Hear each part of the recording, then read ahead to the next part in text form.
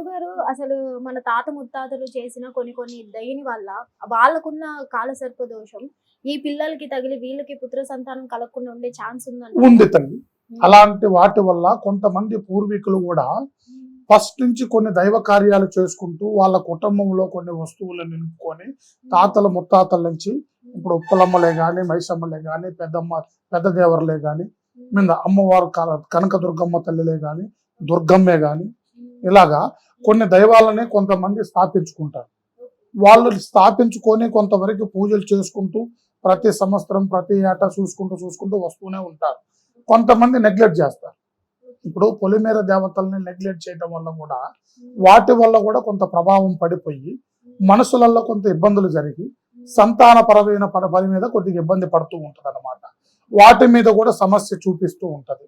ఈ దోషాలు తొలగిపోవాలంటే ఏం చేయాలంటే వాటికి సంబంధించింది ఏ మనిషికి ఏ లోతులో ఉన్నాడో ముందు మనం తెలుసుకోవాలి. ముందు మార్గం తెలుసుకోవాలి, సమస్యను తెలుసుకోవాలి.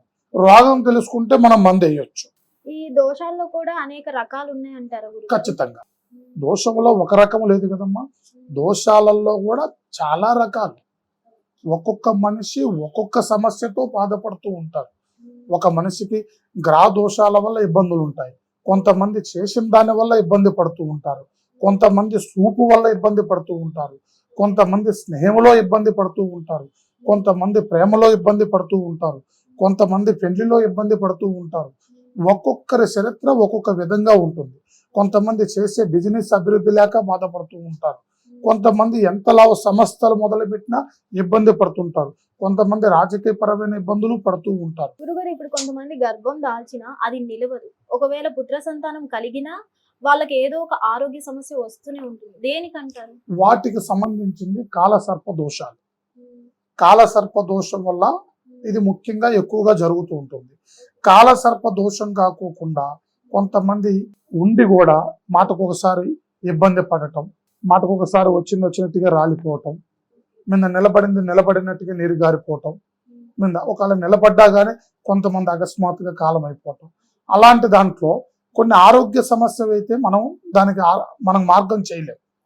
ఆరోగ్య సమస్య కాకోకుండా కొంతమంది చేసిన సమస్యల వల్ల కూడా ఇది ఎక్కువగా జరుగుతుంది.